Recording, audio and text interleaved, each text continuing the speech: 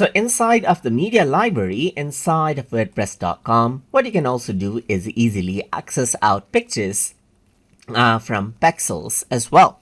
So to do that, I'm just going to go around onto the media section, and over here you can see that I can go ahead and click on this particular icon right here.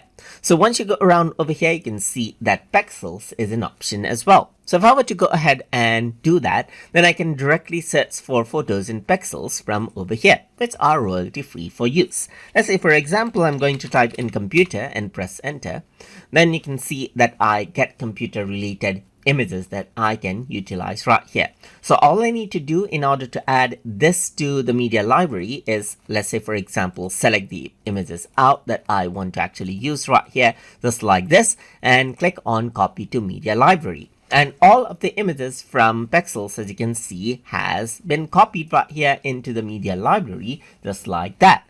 So that is how you can access Pexels from media library and then import out medias directly from Pexels to your media library inside of wordpress.com. So I hope you guys learned something as always. And as always, please like, comment, share, and subscribe.